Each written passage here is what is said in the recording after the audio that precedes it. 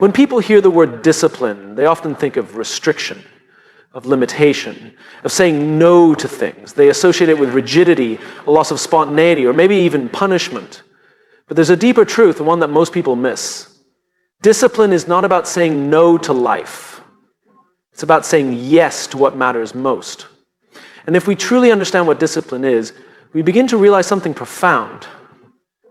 Discipline is freedom. That may sound contradictory at first. How can something that feels like structure, rules, and routine be the very thing that sets us free? But let's break this down in human terms. Imagine someone waking up every morning without a plan. They do what they feel like when they feel like it. They follow their moods, their impulses, their distractions. At first that sounds like freedom, doesn't it? No alarm clocks, no to-do lists, just waking up and doing whatever you want. But give it time.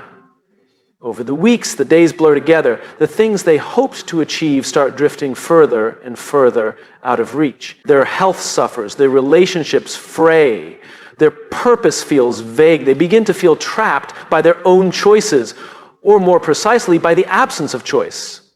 Now contrast that with someone who wakes up with intention.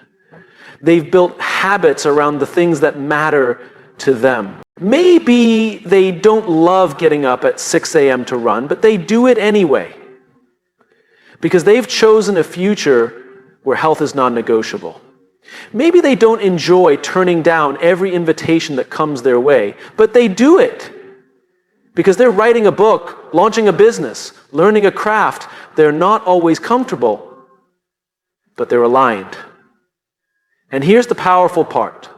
Because they've mastered discipline, they get to choose their life. Discipline is freedom in its highest form. It frees us from regret, from mediocrity, from the pain of what could have been.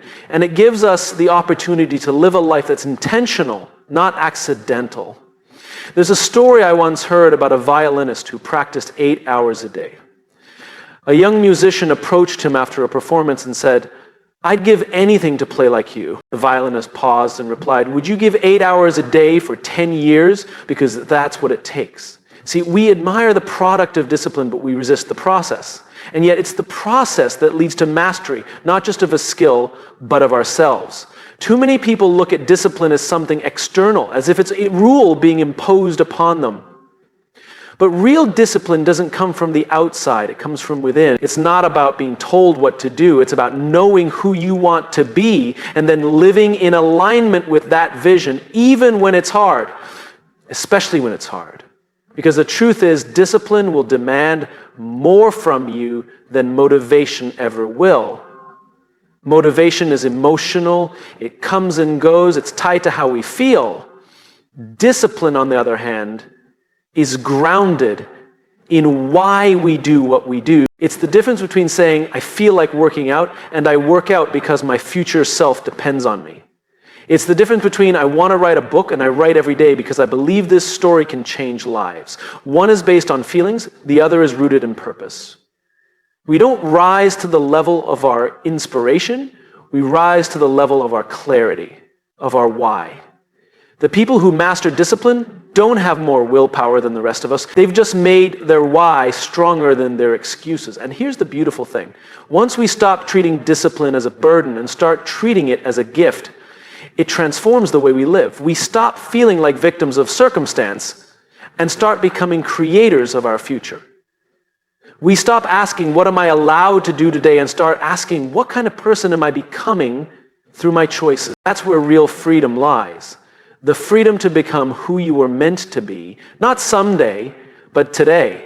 One disciplined act at a time. Let me be honest with you. Discipline isn't sexy.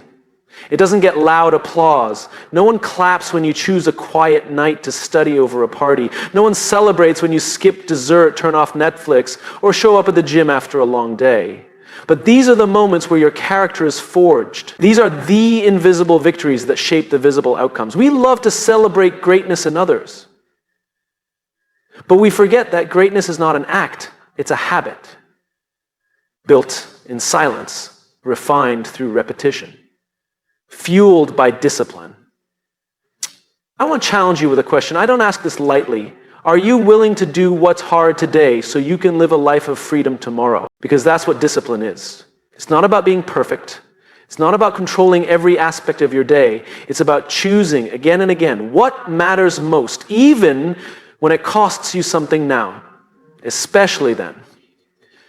The person you want to be is already inside you. But that version of you won't emerge by accident. It will take effort, repetition, discipline.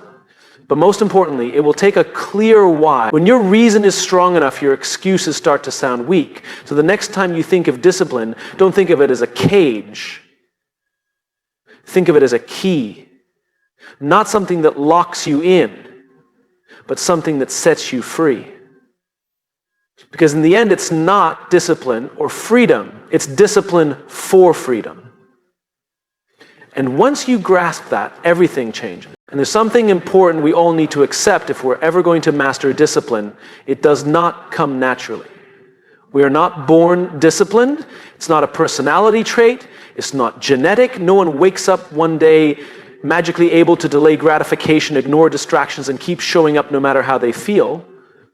It's not how we're wired. We are built for survival, not for sustained personal growth. And yet, if we want to live a life of meaning, impact, and intention, we must be willing to build what doesn't come naturally. Let's be honest, the path of least resistance is always the easiest to take. Our brains are wired to protect us from discomfort, from risk, from uncertainty. When we're tired, our instincts say rest. When we're afraid, our instincts say run. When we're bored or overwhelmed, our instincts say scroll, snack, or snooze. That's not laziness, that's biology. The challenge is that what kept us safe thousands of years ago often keeps us stuck today. And that's the core of the human struggle. Discipline asks us to act against our instincts for the sake of something greater. It demands that we prioritize our values over our impulses. And that isn't easy. In fact, it's one of the hardest things we'll ever do. But here's the good news. Just because discipline isn't natural doesn't mean it's impossible. It means it's a skill that can be built, strengthened, and refined over time. Like any skill, it requires practice. It requires failure. It requires patience. But it is buildable. I remember talking to a leader who built a multi-million-dollar company from the ground up. He wasn't charismatic. He wasn't particularly organized. He didn't have a degree from a top university. But he was disciplined. Every single day he showed up. Not when it was convenient, not when it felt good. Every single day. And when I asked him how he developed that discipline, he said something I'll never forget. I got tired of starting over. And he explained how many times he had tried and quit before, how many days he had lost momentum because he let feelings lead instead of purpose. Until one day he made a promise to himself. No more starting over. That was his turning point. And that's where the muscle of discipline started to form. Not from motivation, but from a decision. We tend to think that people who are disciplined have it easier, that they don't struggle like the rest of us, that they like the grind, that they're born with more energy or mental toughness or time. But what if that's not true? What if the people we admire most aren't naturally different from us? They've just accepted the struggle as part of the process. What if their strength doesn't come from what they feel, but from what they decide? That reframes everything. Discipline, at its core, is the ability to keep a promise to yourself. It's the ability to say, I will do this, and then follow through. Not just when it's easy, but especially when it's not. And for most of us, that doesn't start with confidence, it starts with doubt, with fear, with resistance. Which is why building discipline is not about removing those feelings, it's about learning to act in spite of them. You don't overcome struggle by avoiding it. You overcome it by engaging with it, one small choice at a time. Think about learning to play an instrument. The first time you sit at a piano or pick up a guitar, your body resists. Your fingers ache, your brain fumbles, the sounds you produce are rough, clunky, even embarrassing. But if you show up again the next day and the next, you get a little better. You don't wake up disciplined. You become disciplined through the discomfort, through the effort, through the struggle. Repetition builds familiarity. Familiarity builds confidence. Confidence builds momentum, and momentum builds discipline. But here's something critical. The early stages are never glamorous. No one applauds you for waking up early to go for a run when it's still dark out. No one sees the quiet decision to skip the distraction and do the work. There are no trophies for showing up when no one else is watching. But these moments matter. These are the moments that shape the future. Discipline is not built in the spotlight. It's built in silence. And the silence is where most people give up. Not because they're weak, not because they don't care, but because they thought it was supposed to be easier. We live in a world that celebrates ease, speed, and comfort. We're told that if it's hard, it must not be right. But the truth is, everything meaningful in life demands discomfort. Growth demands effort. Discipline demands struggle. And that struggle isn't a sign that you're failing. It's a sign that you're doing it right. We have to stop seeing struggle as the enemy and start seeing it as the evidence of progress. If you're struggling to build discipline, that means you're in the game. That means you're fighting for something better. That means you haven't given in to the pull of comfort and complacency. And that's something to be proud of. So the next time you feel the urge to quit, to skip the work, to choose easy over important, pause, breathe, remind yourself, this isn't supposed to be natural. This is supposed to be hard because you are choosing growth. You are choosing to build, not just react. And that choice, hard as it may be, is what separates those who dream from those who do. You don't need to be born with discipline. You need to build it. And that happens not in a moment, but in a series of moments. 1,000 small choices, 1,000 internal battles, 1,000 steps, even when you'd rather stand still. And over time, something amazing happens. The same actions that once felt impossible start to feel inevitable. The struggle doesn't vanish, but your capacity grows. Your sense of self changes. You begin to trust yourself. And when that happens, discipline is no longer something you have to chase. It's something you become. The struggle is real, but it's also necessary. And if you're willing to engage with it, to embrace it, to keep choosing what matters over what's easy, then one day you'll look back and realize you didn't just build discipline, you built yourself. When people talk about discipline, the conversation almost always starts with willpower. We celebrate the idea of mental toughness, the ability to grind it out, to push through resistance, to outwork our excuses. And while there's something noble about that image, it's also misleading because willpower is limited. It's like a battery that drains with every decision you make. And if your environment constantly works against you, no amount of personal strength will be enough to sustain your goals. Here's a truth most people miss. We don't succeed because we're stronger than others. We succeed because we design environments that make discipline easier and failure harder. Think about this. If you're trying to eat healthier, but your fridge is full of junk food, what happens when you get home after a long day and your willpower is already worn down? If you're trying to write a book, but your phone is lighting up with notifications every few minutes, how deep will your focus really go? And if you surround yourself with people who don't share your values or your drive, how long before your vision starts to blur? The environments we live in, the systems we set up, and the people we surround ourselves with, they're either reinforcing our discipline or eroding it. There's a story I once heard about a guy who lost over 100 pounds, not through some extreme diet or overnight transformation, but by making one small change to his environment. He rearranged his kitchen. He put all the healthy food at eye level and moved all the snacks to a high cabinet, out of reach.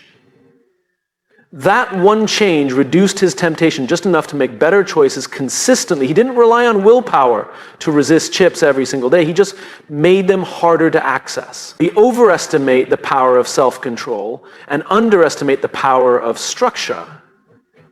But here's the reality. The most disciplined people don't fight harder, they fight smarter. They don't set themselves up to fail and then blame their lack of motivation.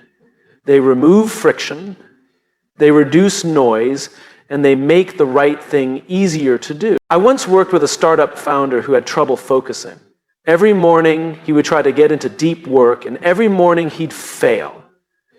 Slack messages, emails, texts, they pulled his attention in 100 directions. His calendar was packed, his phone never stopped buzzing, and he told me he just needed to be more disciplined. But he didn't need more willpower, he needed a better environment. So we made 2 simple changes. We blocked off 2 hours every morning for focused work, no meetings, no interruptions. And we got him a second phone, one with no apps or notifications, just for emergencies. Within a week, he told me he was getting more done before 10 a.m. than he used to get done in a full day, not because he changed who he was, but because he changed where he was working from. Environment shapes behavior more than intention does. If you walk into a library, you're likely to feel more focused. If you walk into a gym, you'll feel more inclined to move. We often think our behavior is about choice, but much of it is about context. Want to wake up earlier? Put your alarm across the room. Want to read more? Put a book on your pillow so you'll see it every night. Want to waste less time online? Remove the apps, block the sites, and turn off the noise. These aren't hacks. They're commitments to design an environment that supports who you want to become. And this doesn't just apply to things, it applies to people. If you're constantly around people who mock your discipline, minimize your dreams, or distract you from your path, your willpower is going to burn out fast. But if you're surrounded by people who encourage your growth, hold you accountable, and reflect back to you the best version of yourself, then discipline doesn't feel like a burden, it becomes your culture. One of the most powerful things you can do for your future is to be ruthless about the environments you allow yourself to stay in. That includes your physical spaces, your digital habits, and your social circles. It's not about being extreme, it's about being intentional. Discipline is not just what you do, it's what you allow around you. I've seen people radically change their lives by making small, deliberate shifts in their environment. Not by becoming superhuman, but by becoming strategic. They stopped relying on fleeting bursts of motivation and started building systems that worked even on their worst days. Because the truth is, your environment wins. Every time. You can have the best goals, the deepest purpose, and the strongest will, but if you're surrounded by chaos, distractions, and temptations, your discipline will eventually wear down. But if you build an environment that reinforces your values, where your habits are supported, where your vision is visible, where your future is easy to choose, then discipline stops being a daily battle and starts becoming a natural rhythm. This isn't about making life easy. It's about making the right things easier and the wrong things harder. Don't wait until your willpower is tested to try to act on your goals. Set your life up so your goals are the default, not the exception. Because at the end of the day, we don't rise to the level of our motivation, we fall to the level of our systems. And your systems are shaped by your environment. So if you're struggling with discipline right now, don't ask what's wrong with me. Ask what around me needs to change. What is triggering the behavior you're trying to avoid? What cues could you move, remove, or replace to make progress the path of least resistance? You are not weak. You are human. And humans are influenced more by their surroundings than their intentions. You want to master discipline? Start by mastering your environment. Change your space. Curate your influences. Protect your energy. Discipline will follow. Because when the environment supports the mission becomes sustainable. And that's how you build a life where discipline is no longer a daily fight, but a daily flow. We live in a culture that celebrates extremes. We cheer for the big transformations, the intense 90-day sprints, the dramatic before and after moments. We admire people who go all in, who burn bright, who show up one day and change everything overnight. And while those stories are exciting, they're also misleading. Because real, lasting progress doesn't come from intensity, it comes from consistency. Discipline is not about how hard you can go on your best day. It's about how often you can keep showing up on your worst. It's about what you do when you don't feel like it. When no one's watching. When the results are invisible. When everything in you says skip it and you still choose to follow through. Let me tell you a story. Years ago, I met a man who had been journaling every single morning for over 25 years. Same time, same chair, same notebook every day. I asked him if he ever missed a day. He said, once. My pen ran out of ink and I didn't have a spare. I never made that mistake again. I asked him what drove him to keep that habit for so long. His answer was simple: because it reminds me who I am. That's the heart of consistency. It's not just about repetition. It's about identity.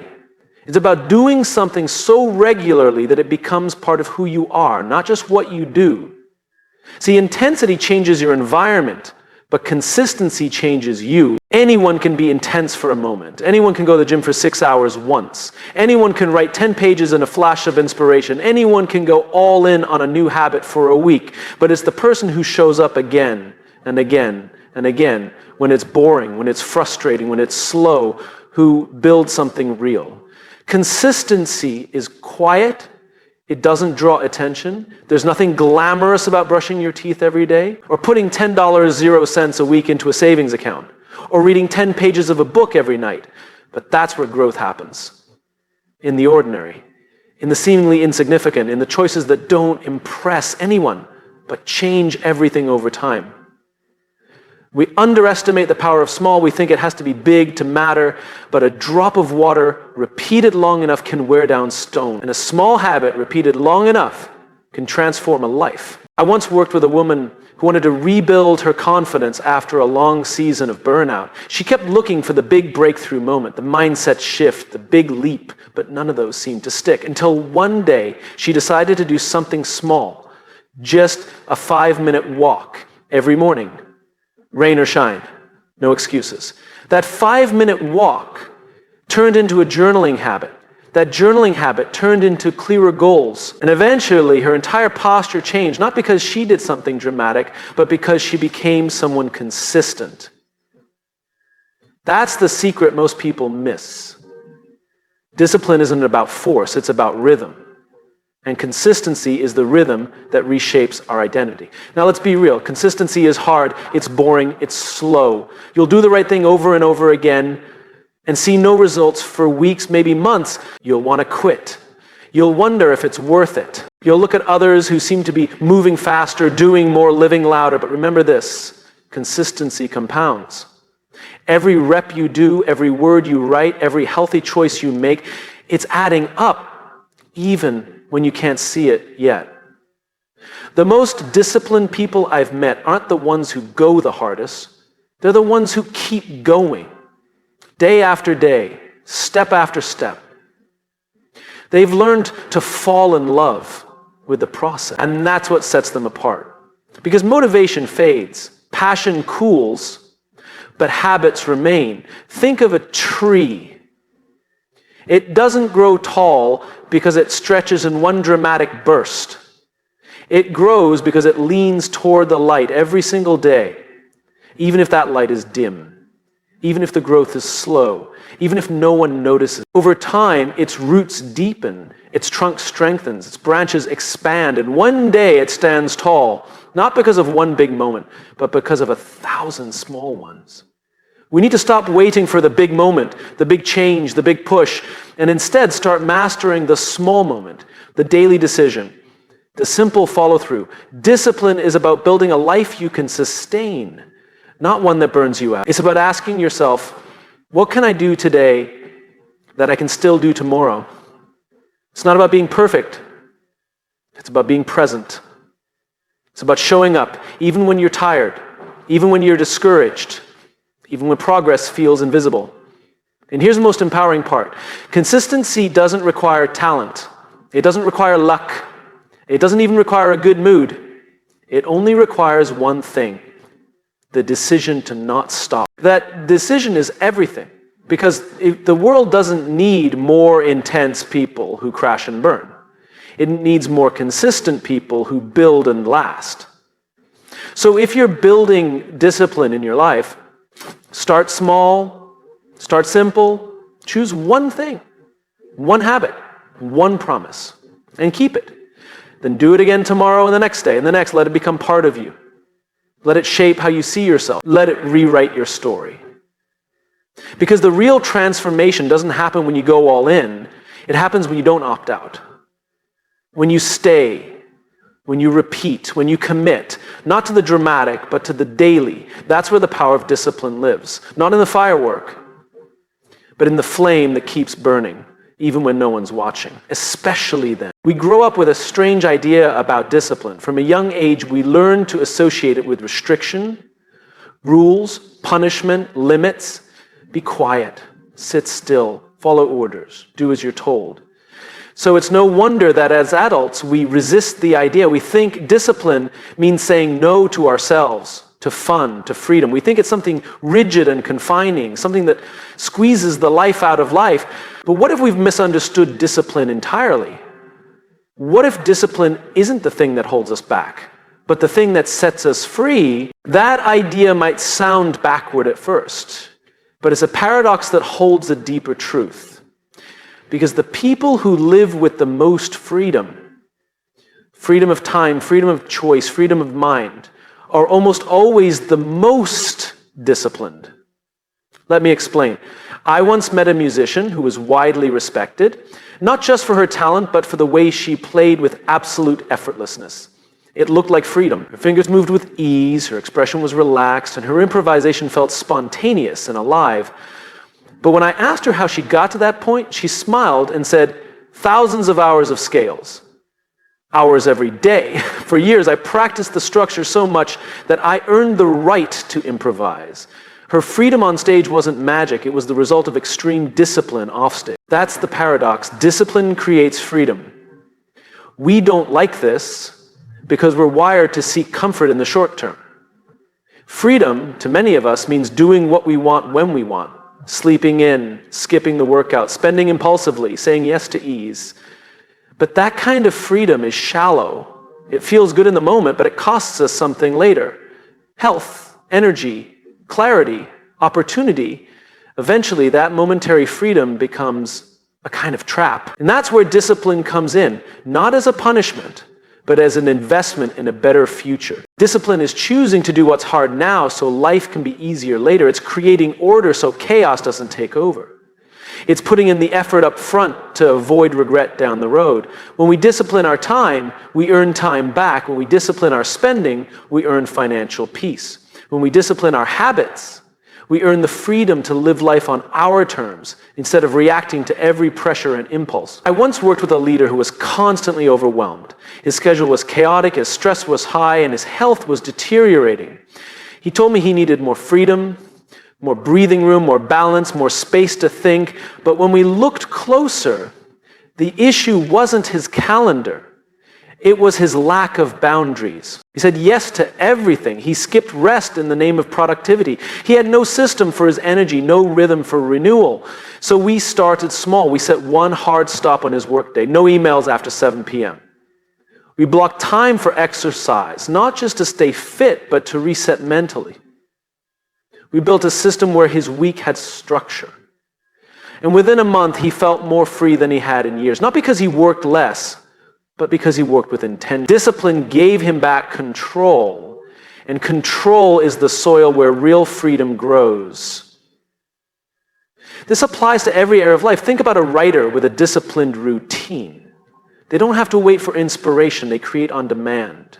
Think about a parent with consistent routines for their kids. The home becomes more peaceful, not more rigid. Or a business that runs with disciplined systems. It scales better, serves better, and survives longer. The irony is, the more structured we become in the right areas, the more space we create in others. But here's the thing. Discipline doesn't feel like freedom at first. It feels like effort, like resistance, like limitation. That's why most people stop. They don't stay with it long enough to reach the other side, the side where it becomes second nature, where the payoff shows up. Because the beginning of discipline is always uncomfortable. That's normal. It's your mind and body adjusting to new standards. But if you can push through that resistance, if you can stay consistent long enough, you reach a tipping point where discipline no longer feels like something you have to do, but something you choose to do. And that's the shift. Discipline isn't the enemy of freedom, it's the path to it. The freedom to think clearly. The freedom to act intentionally. The freedom to choose your response instead of being a slave to your moods or impulses. The freedom to live in alignment with your values, not your urges. That's what discipline creates. And once you taste that kind of freedom, the old version, doing whatever, whenever, starts to feel hollow. So I'm not saying you have to live a life of restriction. I'm saying you have to live a life of design. Discipline isn't about saying no to joy. It's about saying yes to what matters more. It's about creating the conditions where the best parts of you can thrive, not just survive. When we think of freedom, we often imagine escape, but real freedom isn't about escaping responsibility. It's about embracing responsibility with clarity and strength. It's about being the kind of person who follows through, who builds trust with themselves, who doesn't need the world to slow down because they've trained themselves to rise up. So if you feel trapped by time, by circumstances, by yourself, don't wish for more freedom. Build more discipline. Because when you choose discipline, you're not giving up your freedom, you're earning it. And in a world full of distractions, noise, and instant gratification, discipline is no longer just a virtue, it's a superpower. So start small. Make one promise to yourself today, keep it, do it again tomorrow. Let discipline become your rhythm, and soon you'll wake up not just stronger, but freer. Not because life got easier, but because you got better.